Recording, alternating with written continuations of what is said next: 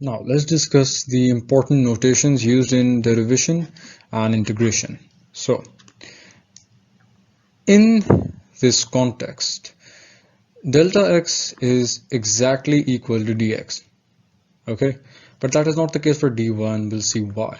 So as you know that dy by dx is equal to f prime of x. So if you take this dx to the other side, this is what you get. Dy is equal to f prime of x dx. Now dy is approximately equal to delta y, but is not exactly equal. So as you know that f of x plus delta x is equal to f of x plus delta y.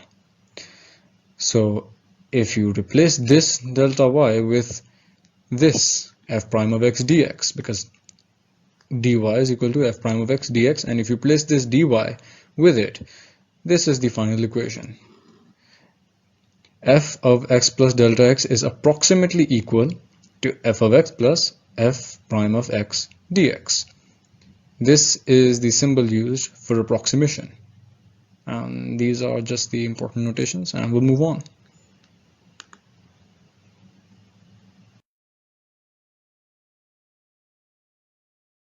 Now, let's find delta y and dy. So the question states that we have to find delta y and dy for the following cases. Y is equal to x squared minus 1 when x changes from 3 to 3.02. Now when x changes from 3 to 3.02, what is the value of delta y and what is the value of dy when y is equal to x squared minus 1? I have to be very clear about this question. See, we have the value of x, the initial value of x as 3, and since x changes from 3 to 3.02, the value of delta x is equal to 3.02 minus 3, because that is the change in x, and that is equal to 0.02. Now as you already know, dx is equal to delta x. This is very important. Now y plus delta y is equal to x plus delta x whole square minus 1, because as you know from differentiation, by definition you will replace y with y plus delta y and x with x plus delta x. So this x squared becomes x plus delta x whole square, and this minus 1 remains as it is. Now delta y, when you take this y to the right hand side, it turns into minus y, and delta y remains on the left hand side. Now as you know, the equation for y was y is equal to x squared minus 1, so you can replace this y with x squared minus 1, and this is why you get this. Now you will open this bracket, so this negative sign will be multiplied with x squared and minus 1, so this minus 1 becomes positive 1. Now this minus 1 and this positive 1 will cancel out, and so you'll be left with this x plus delta x whole square minus x square. And so this is basically the value for delta y that you get. Now that was the expression for delta y. Now let's find the value of delta y. As you know, the value of x plus delta x was 3 plus 0.02, and that is whole square minus x square, so 3 square. Now this turns out to be equal to 0.1204. This is the value of delta y. Now let's find dy. Take the differential on both sides of this equation. So dy, so obviously this y will become dy, and you'll have dx square over here and d of 1. So as you know that when you take the derivative of x square, you basically just get 2x into dx, because obviously this is not dy by dx, this is just the differential of x squared. And so the differential, for example, the differential of say x cubed, that would be equal to 3x squared dx. and so you have the differential of x square. So the differential of x square, you'll apply the power rule, and hence you'll get 2x dx. And the differential of a constant is 0, so that is why we do not consider it. So dy is equal to 2x dx, and since dx is equal to delta x, that is one of the rules, you'll get this. Remember that the value of delta x was equal to 0.02, the value of x was equal to 3, and this is 2, this 2. And so you get the value of dy equal to 0.12.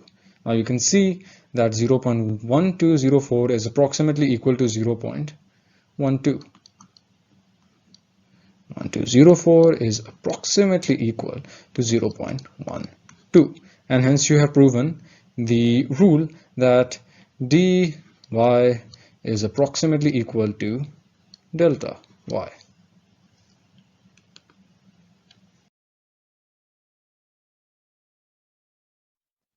Now let's find the approximate values of a constant function, and we'll use basically this rule that delta y is approximately equal to dy.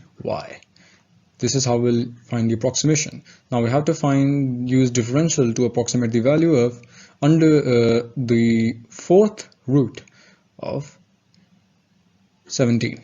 So we'll let y be equal to f of x, which is equal to under root, sorry, not the under root, but the fourth root of x, and x is equal to 16. We'll let x be equal to 16, so, and we'll let delta x or dx, as since they're equal, be equal to 1. So basically this is 16 plus 1, which is why we're doing this. We basically need f of x plus delta x. This is why we're doing this. We need one separate value for x and one separate value for delta x, and we've done that. So since we've let x be equal to 16, dy is equal to f prime of x into dx, and since f of x was equal to the fourth root of x, once you apply the power rule on this, you get 1 by 4 the power of x in the coefficient, and we'll subtract 1 from the actual power. So we'll do 1 over 4 minus 1, and so you get x raised to the power minus 3 by 4 dx. Now we'll take this x raised to the power minus 3 by 4 to the denominator, where it becomes x raised to the power 3 by 4, positive 3 by 4. And so you get this expression, dy is equal to dx over 4x raised to the power 3 by 4. Now we'll replace this x with 16, because as you remember, we let x be equal to 16. And so once you calculate it, you find out that the value of dy is equal to 0.03125. Now f of x is equal to the fourth root of x. We established that in the beginning. And if you take f of 16, you get the fourth root of 16. Now, since the value of x was 16, so that's why we've written 16 over here. You can replace this 16 with 2 raised to the power 4 raised to the power 1 by 4, because you can write 16 down as 2 raised to the power 4, and this 1 by 4 comes from the fourth root. Now you can cancel out basically this 4 and this 4, and so you get 2. Now using this, as I mentioned in the beginning, we'll use this simple notation that f of x plus delta x is approximately equal, which is why this question is about approximate values. So f of x plus delta x is approximately equal to f of x plus dy. We found dy to be equal to 2, and we found f of x to be equal to 2, and we found dy to be equal to 0.03125. Now f of 16 plus 1 is approximately equal to f of 16 plus dy. Now f of 17 is equal to 2 plus 0.03125, and as you know that f of x is equal to the fourth root of x, and hence this is why we have 17. The fourth root of 17 over here is approximately equal to 2.03125, and that is actually very true. And so you've actually proven the approximate value of the fourth root of 17 with this particular rule using differentials.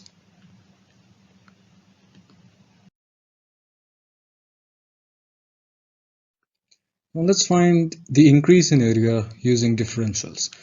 Find the approximate increase in the volume of a cube if the length of each edge changes from 5 to 5.02, and we need to find the increase in volume. So basically we have to find dV. Now let x be the edge of each cube. Since the length of each edge changes from 5 to 5.02, therefore we have x is equal to 5, dx is equal to delta x, that is the rule, and delta x or dx is basically equal to 5.02 minus 5 because that is the increase in length. And so you get 0.02 is equal to dx or delta x. Now, the volume of a cube is basically the cube of each side. Since each side is equal, we'll take x cube. V is equal to x cube. Now we'll take since we have to find dV, we have to take the differential on both sides. So when you take dV on the left hand side and d of x cube, and d of x cube basically, as you know, d of x cube, you'll apply the power rule over here. That becomes 3x 3 minus 1 dx, which is basically just equal to 3x squared dx, and hence you have this. Now you know the value of dx, which is equal to 0.02, and you know the value of x, which is equal to 5. So now you can calculate dV. Just substitute the values, and hence you get 1.5 cubic unit. That is the increase in volume.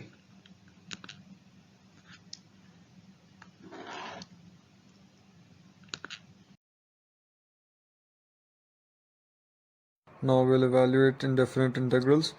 So we have this integral over here, and basically we have three terms, 3x squared minus 2x and plus 1. We can apply the integral separately on each one with respect to x, dx. So this is what happens. Now you can take, once you apply the integral separately on this term and this term and this term with these signs between them, this is what you get. Now what we've done here is you can always take the constants. So for example, this 3, this 2, and since the 1 is just multiplied with dx, it just disappears. But this 3 and this 2, you can take it outside of the integral sign because they are constants, and so you're just left with x squared dx over here, x dx over here, and just dx over here. Now the way to solve these integrals, so for example, if you have x squared dx, the integral of x squared dx, it would just become x raised to the power 2 plus 1 over whatever you get in the power, so 2 plus 1. So that's why you have this 3x cube over 3. The result of this integral is x cube over 3, and 3 is being multiplied with this constant 3, so this is what you get. And same is the case here, this becomes 2x squared over 2, and this dx is basically just the constant 1 dx, so just replace it with x, and obviously there will be a constant added to all of this because in differentiation, when you differentiate a constant, it just gives you the value of 0, and since integration is the reversal of differentiation, we do not know what this constant is, so we just write c in its place, and upon simplification this is just what you get, a cubic equation. And let's see this one. Now the reason x is greater than 0 is because, well, when you actually make two integrals out of this, because you have the positive sign over here, you get this term basically and this term. Now when you apply the under root on something less than 0, a negative number, it just becomes an imaginary number, and we do not want that. And in any case, it cannot be equal to 0 either, because we have this under root x in the denominator, and anything divided by 0 is indeterminate. So you can write down square root of x as x raised to the power 1 by 2. That should be fairly obvious by now. And you can write down 1 over under root x as x raised to the power minus 1 by 2. And now you'll just apply the same rule that you applied earlier. Add 1 to the power and divide it by the new power. And that's just what has happened here. And do not forget this c, because if you're given limits of an integral, you can forget this c, but since the limits are not given, you will have to put this c as well. So this is the answer.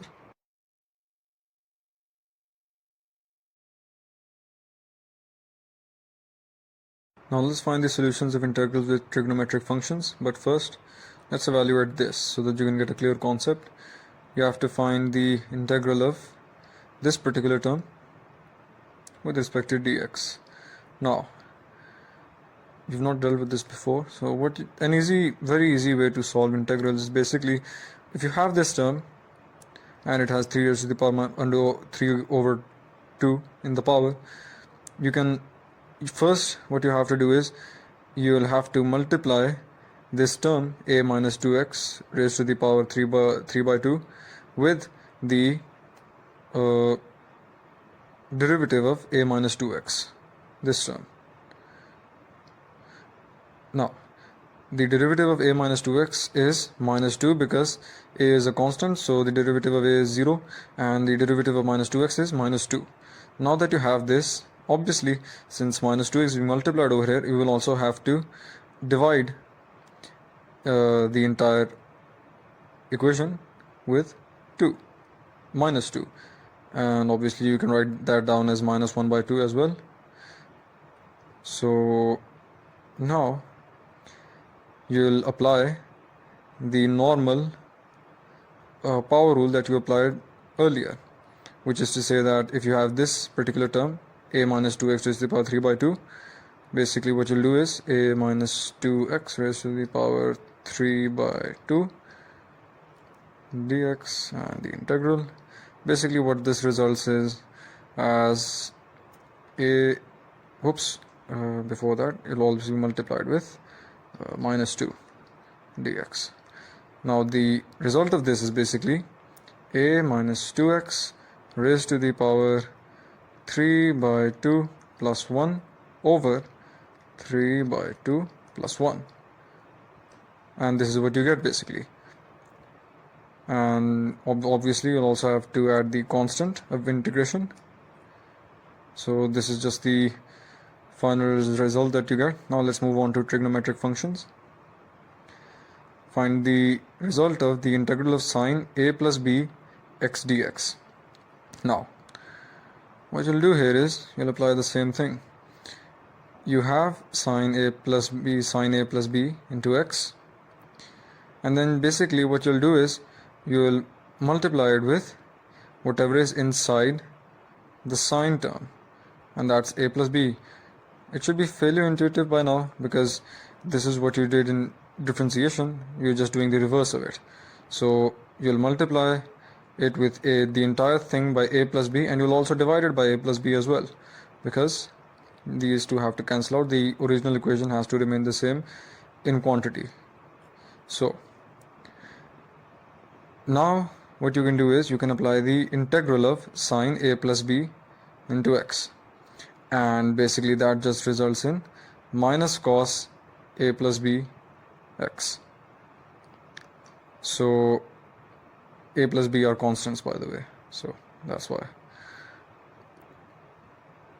You also have like formulas for this. For example, the derivative of say sine x with respect to x would have been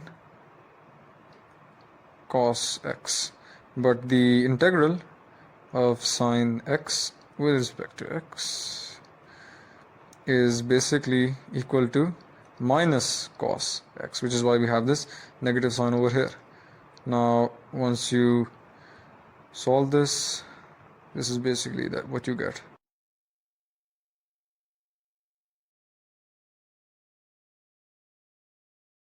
Now let's solve integrals using identities. Now an identity states, there is one identity that states that if you have an integral in which the denominator has a function and the numerator has the derivative of that function,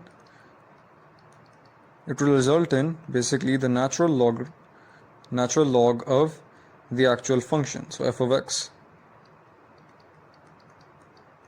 and the constant of integration as well. Now you can see that over here the numerator is not exactly the derivative of the denominator, but we can turn it into 1, and you can do that by basically multiplying the numerator with 2, which is why you have this now. And you'll also have to divide this entire integral with 2 as well, so you'll multiply the entire thing with 1 by 2 so that they can cancel out and the overall value of this entire thing remains the same. Now you can see that the denominator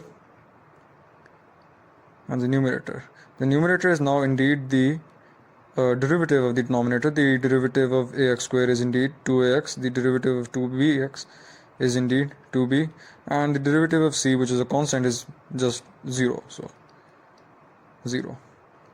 Now you can apply this identity, and so you will have the natural log of this denominator multiplied with this 1 by 2, and so you have this. And as you can see, you'll have to differentiate this constant with the constant of integration, so you'll write down the constant of integration as c1 instead of c. Now you have this integral over here. Now the way to solve this is basically you can use a trigonometric identity which states that basically tan square x is equal to secant square x minus 1. So you'll replace this tan square x with secant square x minus 1, and hence you have this. Now you can apply the integral separately on secant square x and minus 1. So this is what you get. Now this just results in basically x, and the integral of secant square x is just tan x, and these are some things that you have to memorize or they will be given to you, but you don't really need to know the proof right now. And obviously the constant of integration as well. So this is the use of the trigonometric identities to solve integrals. Now let's see the proof of integrals. We have to show that this left hand side is equal to this right hand side. So basically we have to evaluate the integral on the left hand side. Now how do we do that? Well, you can basically substitute x with a secant theta. Now you'll see why we've done this.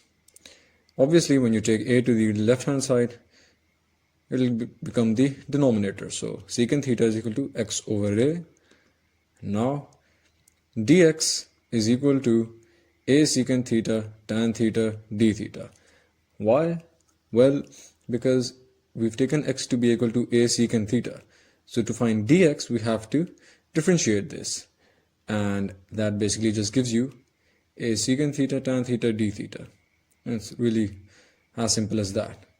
Dx by d theta is equal to a secant theta tan theta, and you take d theta to the right hand side, it is being multiplied, so that's why we have d theta over here. Now you have this.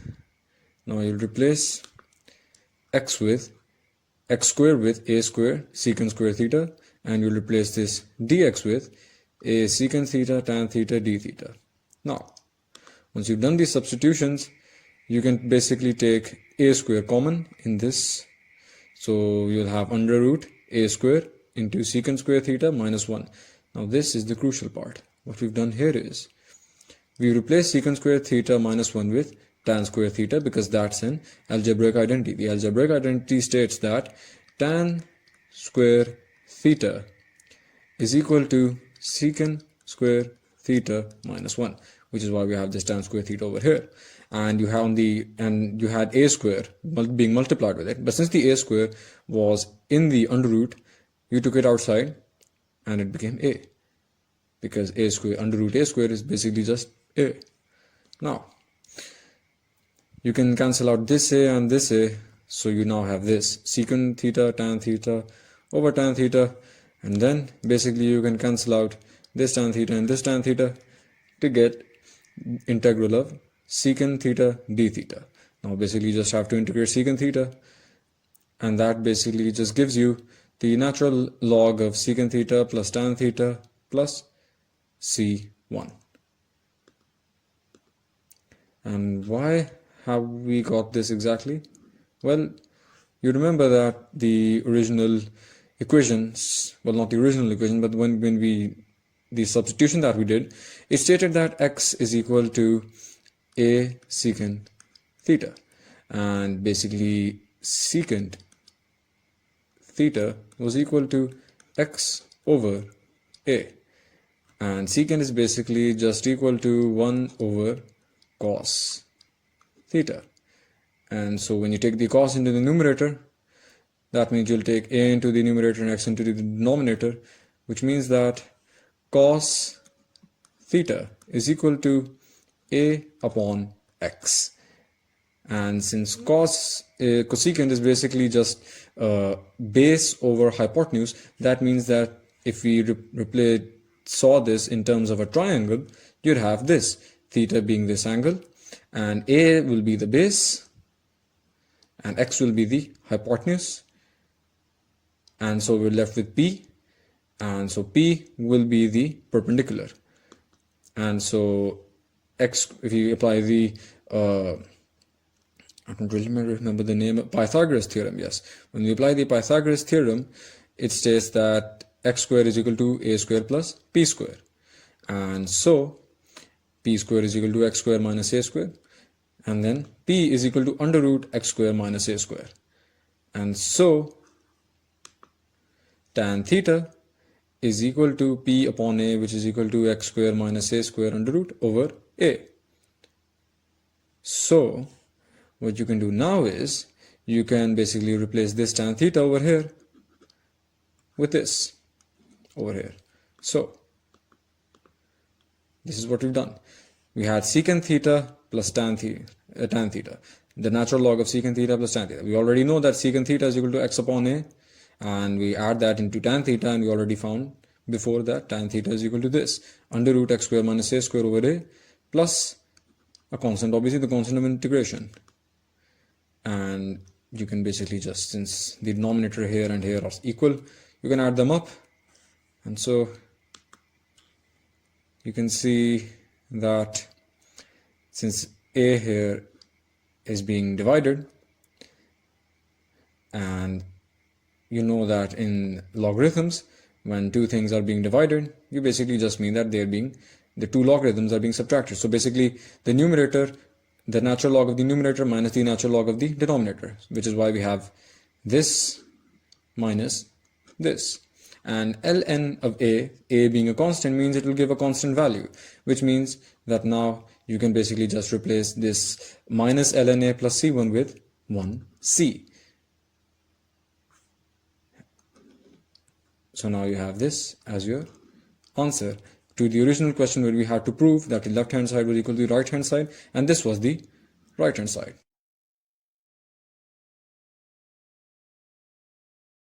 Now let's solve integrals involving the cos function. So we have this integral and we have to solve it. Now you already know how to basically, just the general idea behind solving integrals. Basically, to actually apply the integration of cosecant functions, you have to first be able to multiply the cosecant function with the derivative of whatever is inside it. So now you see that if we take this under root x minus x by 2 as f of x, we basically have to multiply this entire cosecant function with its derivative to be able to apply the integration of cosecant functions. So we take this as f of x. Now if you find f prime of x, we get this. Now as you can see in the original functions, in the original function, cos of under root x minus x by 2 is not being multiplied with exactly this, but it is being multiplied with this. So we need to put in this 1 by 2 ourselves, which is why now basically you will multiply this term with 1 by 2, and then you'll also multiply the entire integral with 2, so that basically this 2 and this 2 can eventually like cancel out, and the overall value of this entire function remains the same. Now that's just standard procedure.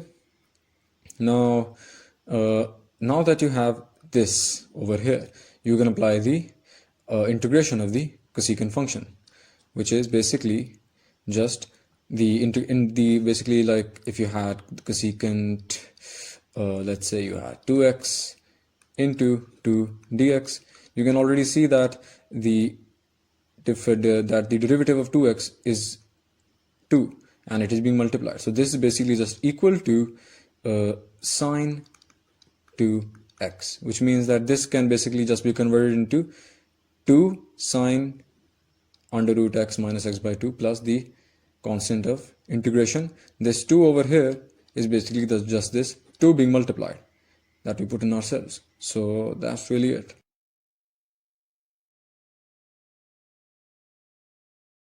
Now let's evaluate integrals by parts. Now we have this. Now remember, when you have two functions being multiplied and you have to integrate them, you'll have to do integration by parts. And how will you do that? Well, let's see. Just to make things easier, what you'll do is basically you'll have to remember this one rule, which is called the isolate rule. What you have to do now is you let one function over here be equal to u and one function be equal to dv.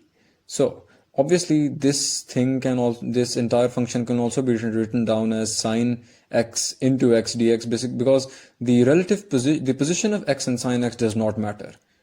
They're both being multiplied with this dx. So now what you have to do is you have to basically substitute one with u and one with dv. So you will substitute one function with u and one function with dv. Which function you'll substitute with u? That is determined by this rule over here. This rule basically states that I is inverse trigonometric function, L represents the logarithmic function, A represents the algebraic function, T represents the trigonometric function, and E represents the exponential function. Since A here, the algebraic function has priority over the trigonometric function, that means that x will have priority over sine x in being substituted by u. So for example, over here x is equal to u, and sine x dx is equal to dv. So as you can see, x is the first function and sine x is the second function. So what you'll do now is to find the value. Basically what you have to do is if you have basically the integral of u dv, which is what we have here, x is u and dv is sine x dx, that will be basically equal to uv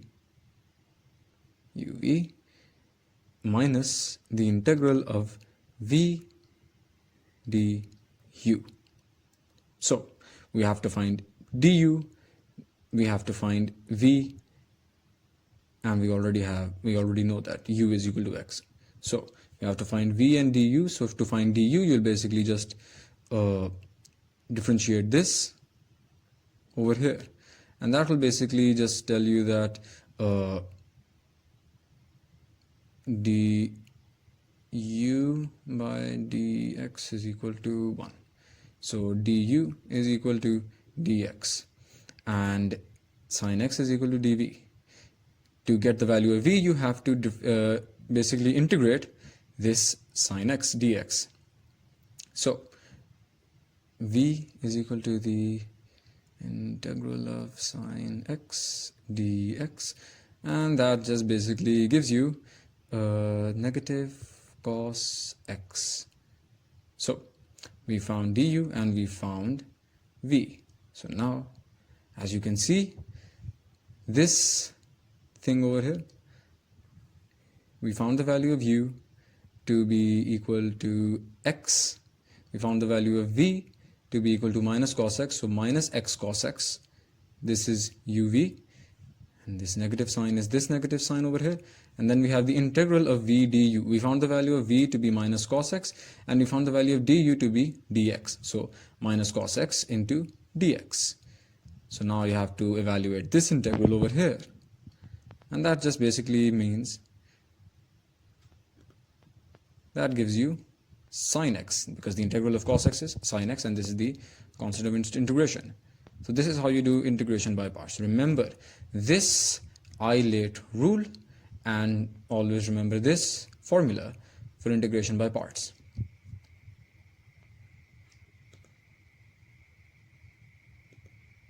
Now you have this ln x dx. This will also be done by integration by parts. So we'll let this be equal to ln x into 1 dx, ln x being one function and this 1 being the other function.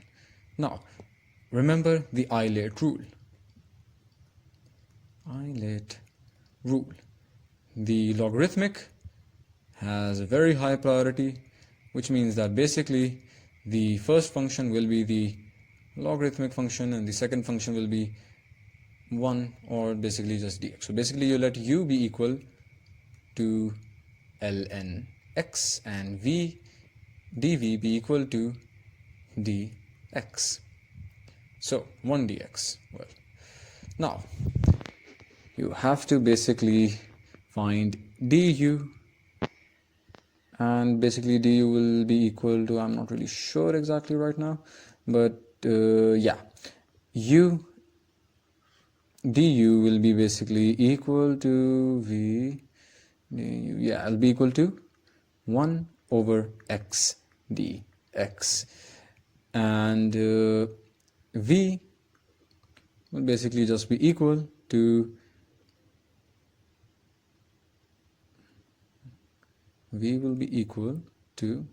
excuse me just a moment, it'll be equal to x, yeah, because we're basically let me just cut this out. You know that dv is equal to 1 dx. So to find v, we have to integrate dx, and that will just give you v will be equal to x. So now you remember the formula. The formula states that when you have the integration of two functions, u dv, that will basically be equal to uv minus the integral of v du. U was equal to ln x, which is why we have this ln x over here, into v. We found the value of v to be equal to x, so we have this x over here, this negative sign, and so let me just encircle it so that we do not confuse it with an equal to sign. And the integral of v du, we found the value of v to be x, which is why we have the x over here, and we found the value of du to be equal to 1 by x dx. So we have this 1 by x dx. And now you will basically just cancel out this x and this x, and you'll find the integral of dx, which just gives you minus x over here. And so now, and this is the constant of integration. So you solve this as well by integration by parts. Now, integrals involving exponential and trigonometric functions. Well, let's see, we have this. Over here, three functions are being multiplied. E to the power x, sine x, and cos x. How do we do this? Well, we'll have to apply an algebraic identity. So, we'll basically divide this entire integral by 1 by 2. By 2 actually, multiply the entire integral by 1 by 2. And we'll also multiply the entire integral with 2. So that basically the entire value of this function remains the same as the original one in the question. Now since we have this, now you can apply the algebraic identity, which states that 2 sine x cos x is equal to sine 2x. So now you have two functions. Now what you'll do is you let this be equal to I. So I is equal to the integral of e to the power x sine 2x dx. Now let's see how you'll approach this. You remember the I-late rule? The I-late rule. Well, the t and the e, the trigonometric function and the exponential functions, have somewhat of a similar priority, which is why it really doesn't matter which one you take as u and which one you take as dv. And if you apply some logic, you'll actually realize why, because one of them is to be integrated and one of them is to be differentiated. Well, if you integrate a trigonometric function, it gives you another trigonometric function. If you differentiate a trigonometric function, it gives you another trigonometric function. Same goes for the exponential function. If you differentiate an exponential function, it gives you an exponential function. If you integrate an exponential function, it gives you an exponential function, which is why they both have somewhat similar properties. So they're at the same priority. Which is why it does not matter which one you take here as to be the first function or the second function. So let's just take e to the power x as the first function and sine 2x as the second function. Now you remember how to do integration by parts. I will not explain it again, but just a reminder that how to do it is, remember this formula that if you have the integral of u dv, you let that be equal to u v minus the integral of v du. And over here, u is equal to e to the power x and dv is equal to sine 2x dx. Now you'll just do all the integration and differentiation yourself. I'm not going to explain it, but this is basically what you get when you do the integration by parts of I. And now you have to do another integration by parts of this. And once you do that, you'll realize, oh, obviously, and you'll take this 1 by 2 outside. And this, not this 2 in the denominator, well, you'll take it out as a constant. Now, when you do the integration by parts of this particular term, you get this. And now, once you do all the calculations, this is what you get. And now you realize that this term over here is basically just equal to I, because I is equal to the integral of e to the power x sine 2x dx. So you'll substitute I in its place. So this is what you get. And there's constant of integration as well. So now you can take this minus 1 by 4i to the left hand side. And so you get this. In the end, you find out that 5 by 4i is equal to this entire term. And now you can basically just cross multiply to find the value of I. And that just becomes this. Basically, 4 will be multiplied with the numerator of the right hand side and 5 will be multiplied with the denominator of the right hand side. So this is what you get eventually. Now you found the value of I. And upon further calculation, basically this 10 becomes a 5, this 4 becomes a 2, when cancelled with 2, this becomes, when you divide this by 4, it becomes 5, when you divide 4 by 4, it becomes 1, and so forth. The simplification, really. So, from equation 1, you remember that the original integral was equal to 1 by 2i, well, 1 by 2, and this is I. And basically now, upon further calculation, you can take this 5 and this 5 outside to get 1 by 5 over here, and you can take this 1 by 2 on the other side. And so you get this entire term. And so when you apply further trigonometric identities, you can replace the original one with this, and you get sine 2x over 2 over here. And now you can replace this 1 minus 2 sine square x with this term, because of this negative being multiplied with this 1 and this negative 2 sine square x. So the 2 sine square x becomes positive and this 1 becomes negative. This is why you have this. That's it really. Now, let's find highest power integrals. Well, you have to evaluate this. So you can basically replace this tan cube x with tan square x into tan x, which is why you'll have this eventually. Now, why have we done this? Well, you can replace this tan square x with secant square x minus 1 because that's an algebraic identity which says that tan square x is equal to secant square x minus 1. So now basically you have this term. It will be multiplied separately with this secant square x and this 1 with a negative sign between them. So you can apply the integral separately on both new terms, which is why you'll have this term with the secant square x being multiplied with secant x and tan x, and this negative sign is this negative sign actually, and then you'll have the secant x tan x term which is being multiplied with 1. So now you have two integrals to solve. You apply the power rule on this because, well, the derivative of secant square x is secant x tan x. So that's just a lot of work done for us.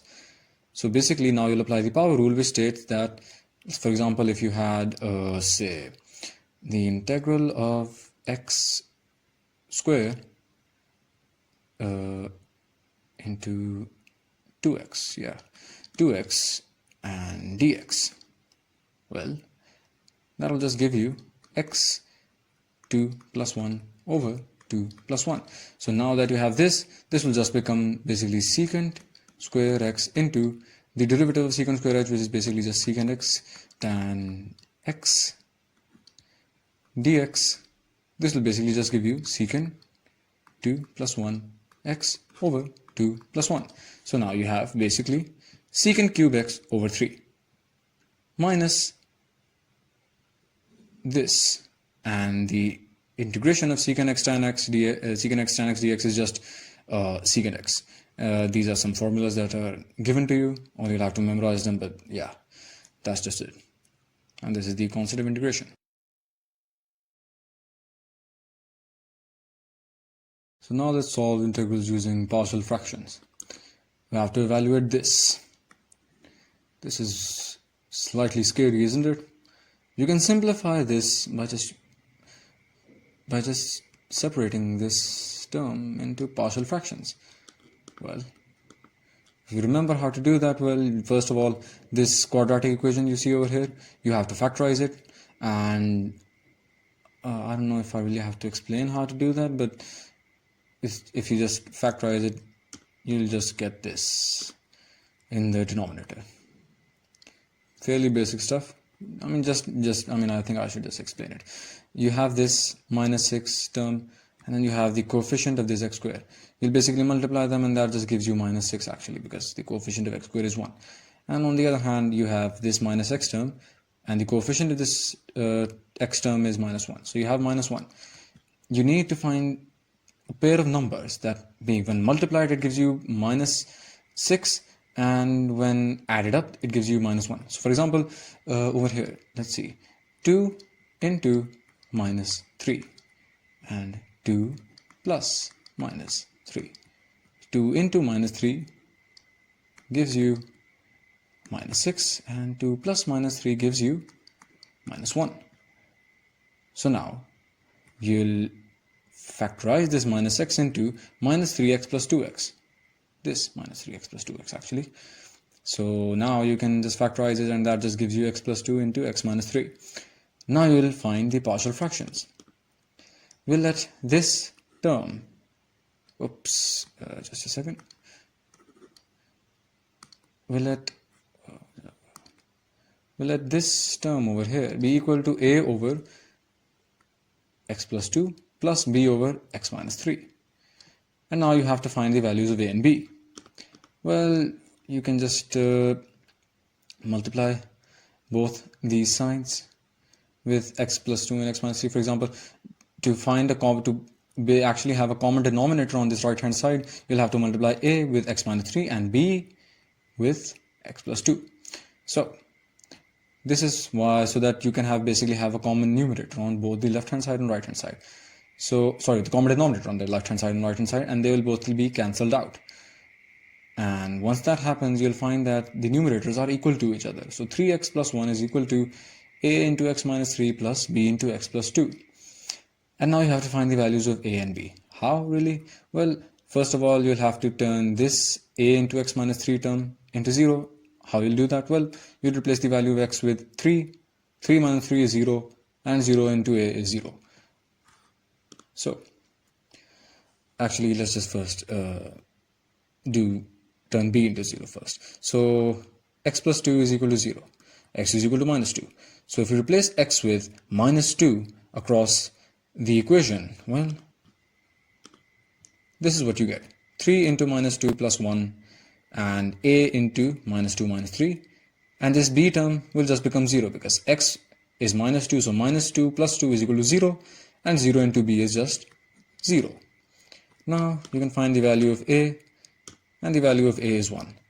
You'll apply a similar method to find the value of b by turning this a term into 0. And how you'll do that? Well, you'll replace this x with 3. 3 minus 3 is equal to 0 and 0 into a is equal to 0. So this is what we've done here. So we found the value of b to be equal to 2. You found a to be equal to 1 and b to be equal to 2. You'll replace that in the original equation, and now you'll apply the integral. Separate integrals on this partial fraction and separate integral on this partial fraction, which is why you'll have this. Now this just becomes very simple. When you solve it, you find out that this is what it comes down to. And so you solve the integral.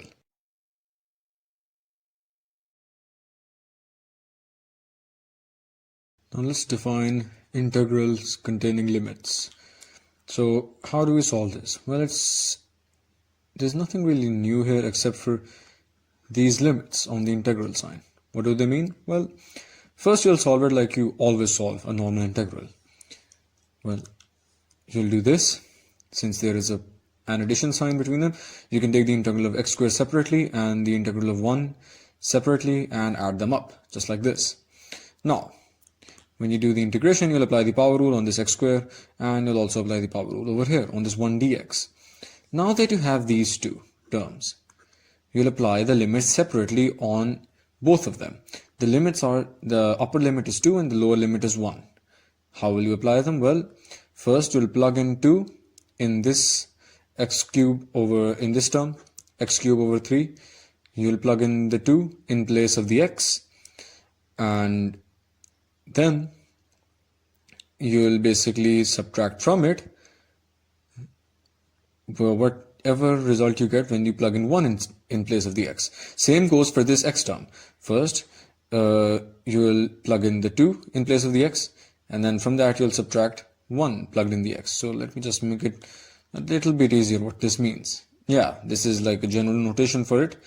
So if you have this, basically what the result of the integration that you get is a function of x, obviously, which is basically this here, this function of x. And obviously then you'll basically apply b, the function of b, minus the function of a. And let me show you what happens here.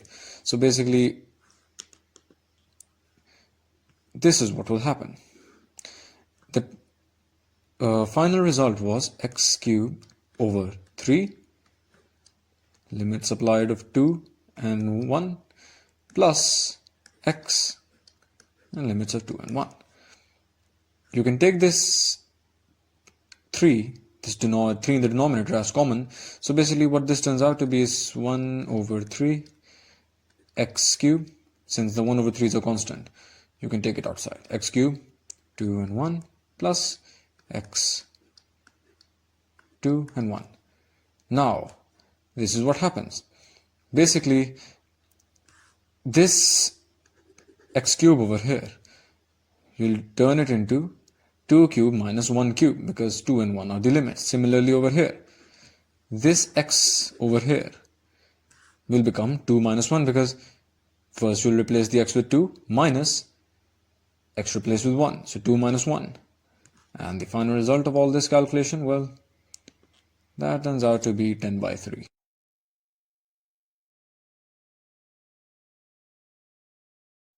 Now we'll do the integration of rational functions. Now you have this, another integral with the upper limit of pi by 4 and the lower limit of 0. Now, this is a rational function. How will you solve this? Well, you'll need to somehow apply the trigonometric identity on the denominator over here. How will you do that? Well, you'll basically multiply this entire thing with the conjugate of the denominator over the conjugate of the denominator. So basically you just multiply it with 1 as a whole, but let's see how it makes things simpler. The conjugate of 1 plus sine x is 1 minus sine x. So then you'll basically multiply the original expression with the conjugate in the numerator divided by the conjugate in the denominator. So the overall value of this entire function remains the same as the original one in the question. But what you'll do is now you'll actually multiply. So this is what you get. Now you can apply the algebraic identity over here, which states that 1 minus sine square x is equal to cos square x.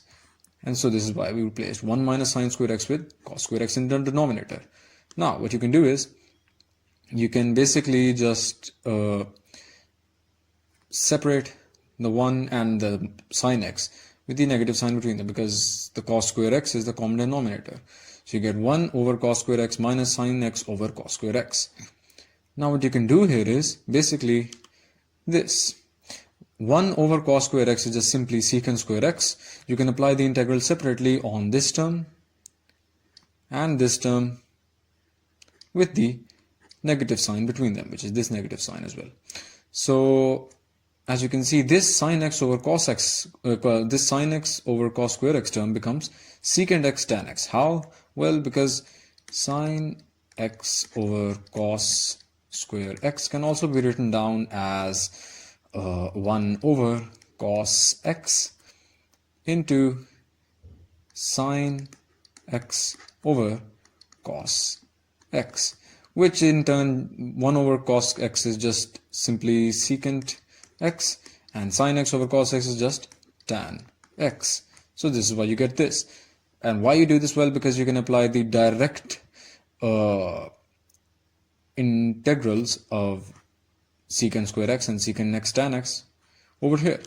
So this is just what you get. The integral of secant square x dx is tan x and the integral of secant x tan x dx is secant x.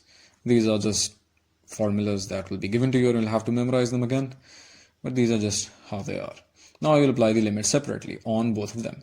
So apply the limit, upper limit of pi by 4 minus the lower limit of 0 in place of x minus the same for secant x. So tan pi by 4 minus tan 0, this negative sign is this negative sign, and then secant pi by 4 minus secant 0. And so basically in the end you could just get this as the answer. So this is the integration of a rational function. Now we'll find the area between the x-axis and a curve. So for example, if you have this as the x-axis and let's say you just have this as a curve, just an example. So basically the area between the axis and the curve would just be this. Let's see how you can find this using integration. Well, let's say you have a curve and you have to find the area between the x-axis and the curve. The curve is y is equal to cos 1 by 2x, and the limit of the integration is basically minus pi to pi. So basically, simply what you have to do is, since the integration is done along the x-axis, you need dx with limits on the x-axis and the function of x, which is basically just y. So now you just plug in the values. The limits are pi and minus pi. Y is equal to cos 1 by 2x, so cos 1 by 2x over here, and dx. So now just solve this. Cos 1 by 2x is simply sine x by 2 over 1 by 2. I mean, that's just fairly simple. I don't really need to explain the integration of trigonometric functions again. But yeah, this is what you get, and then you'll apply the limits of pi and minus pi, which basically means that you can just take this, the 2 in the denominator over here becomes basically the overall numerator, because base being divided, it's a double denominator, which is just a numerator, which is why you have this 2 here. And since it's a constant, you can take it outside, and then sine x by 2. So just apply the limits of upper limit of pi and minus pi and sine x by 2. So sine pi by 2 minus sine negative pi by 2. It basically just gives you 4. So 4 square units is the area between the x-axis and the curve y is equal to cos 1 by 2x from the and the limits of integration are minus pi to pi. Now let's define differential equations and their orders. So a differential equation is an equation containing at least one derivative, at least one by the way, it can have more, at least one derivative of a dependent variable with respect to an independent variable. Here are two examples.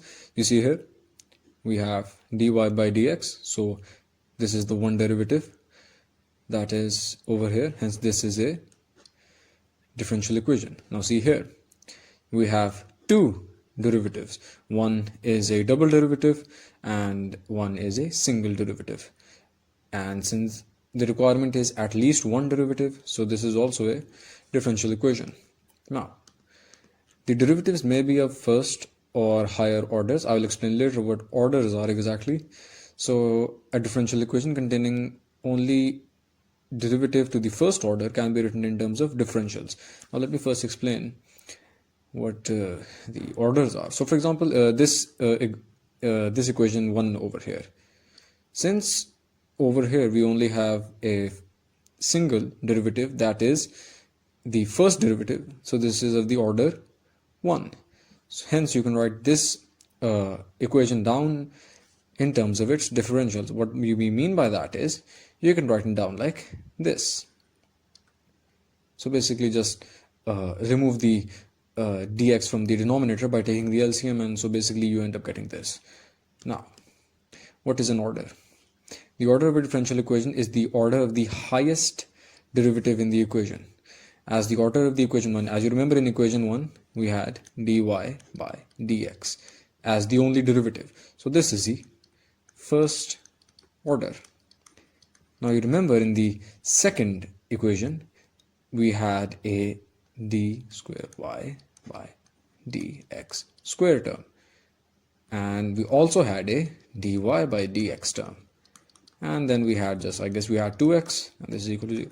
Now you see this equation over here, this equation, we have two derivatives, one is a double derivative and this is a single derivative. This double derivative is of the order 2 and it is the highest derivative in this equation, so this equation is a second order differential equation.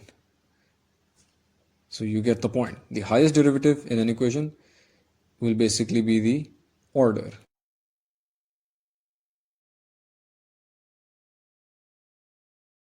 Now let's prove the differential equation. The question states that we have the following equation written against the differential equation is its solution. Now we have this equation and basically this is the solution. These are two things that will be given to you in such questions. We have to prove that this equation number 1 over here is basically equal to this general solution that is given to us as well. Now how do we prove it? Well, we take this general solution over here and we differentiate it with respect to x. Now dy by dx, this y becomes dy by dx, this y over here, and cx, basically when you derivate this with respect to x you get c, because that's a constant, c is a constant, and if you differentiate this 1 with respect to x, it's a constant, so that just leaves you with basically 0. So that's why this equation is just dy by dx is equal to c. Now we have to prove that this is equal to this. So how do we do this?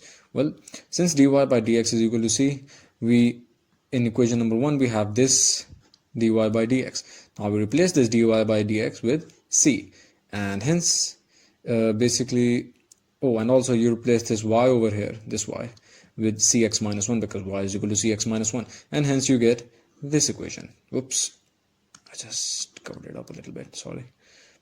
Yeah, so basically this is the resulting equation, and basically you can cut out this minus 1 and this plus 1, and so you get xc is equal to cx, which basically just proves that the general solution and the original equation are both equal, since xc is equal to cx. So yeah, so y is equal to cx minus 1 is indeed the solution of x dy by dx is equal to 1 plus y. Now let's see another question. This is the equation given to us, and this is the general solution also given to us. Now we have to prove that these both are equal. So again, we will differentiate the general solution, which is this one over here, with respect to x. So you get dy by dx is equal to c e x raised to the power x square into 2x. This 2x over here comes because it is the derivative of the numerator of e, the exponential. So I'll not really explain what derivatives are. Again, we've been over this before. So this is what you get. Oops, there seems to be an issue. Wait a second. Yeah, I guess the pen is lagging just a little bit. Well, no problem. I'll just explain it with the cursor over here. So when we put this result of the derivation, this 2cx e raised to the power x square, in the original equation, which is this equation number 1 over here, we basically get this. And so you'll basically replace this with the y in this 2y with c e raised to the power x square, and this dy by dx will be replaced with 2cx e raised to the power x square. And when you do that, basically it just ends up becoming this, and as you can see, 0 is equal to 0, which means that the original equation is indeed equal to the general solution, which is y is equal to c e raised to the power x square.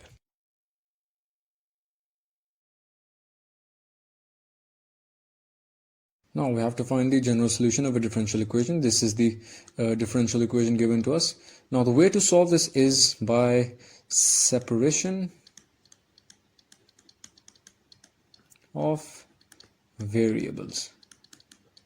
So basically, to find the general solution of a differential equation, first of all you need first order differentials to be able to do the separation of variables. And let's see what separation of variables actually is. Now you have this equation. Now you have to basically take all the y and dy, basically any term with a y in it, on one side of the equation, and any term with an x, like x squared, dx and all that, on the other side of the equation. So that is basically separation of variables. Now as you can see, you can take this x square on the left hand side and it becomes the denominator on the right hand side, and you can take this dx on the left hand side and it becomes the numerator on the right hand side, cross multiplication. So now that the variables are separated, and you can do further simplifications like this over here, this x square and this x square, they can cancel out, and basically you'll end up getting this equation over here. Now you have to integrate both sides to remove this dy term and this dx term. So now that you will integrate them, obviously y is being integrated with dy, and this 2 is a constant over here, so 2y square over 2. This is just 1 dx being integrated, so you get x, and this is the minus sign, which is basically this minus sign over here, and x raised to the power minus 2 being integrated gives you just x raised to the power minus 1 over minus 1, plus the constant of integration. This constant of integration is basically the sum of all constant of integrations that are a result of each individual integration, because c is just any constant really. Now once you do all the simplification, this is what you get. basically this 2 and this 2 are cancelled out, and you take basically this negative sign over here and this negative sign over here will be multiplied to give you this positive sign, and this x raised to the power minus 1 goes to the denominator and becomes just x, and this is again the constant of integration. So this is the general solution of the original equation.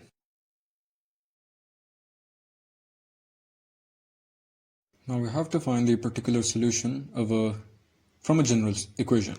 So this is the differential equation given to us, and we have to find the first have to solve it, and then we have to find the particular solution if s is equal to 4e when t is equal to 0. Now, to find a particular solution, you first need a general equation. So first of all, we need to do the separation of variables. So we have ds by dt plus 2st is equal to 0. That's the equation given to us. Now by separation of variables, you can see that basically you can take this s on the right hand side and it becomes the denominator on the left hand side, and this basically dt over here, when it goes to the right hand side, it becomes the numerator and multiplies with the rest of the equation, rest of the right hand side. Now this is what happens, this is what you get after the separation of variables. Now we'll integrate the left hand side and right hand side so that this ds term and this dt term can be eliminated to get the general equation. And basically after doing all the integration, this is the general equation, the general solution. Now we can find the particular solution by putting in the values of s, which is equal to 4e, and the value of t, which is 0. And so to find the particular solution, you'll just substitute these values, and that just gives you, when you plug in s is equal to 4e, you get a value of c which is also equal to 4e.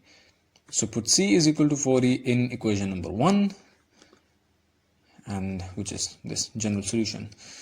And when you do that, s is equal to 4e raised to the power 1 minus t squared. So this is the particular solution.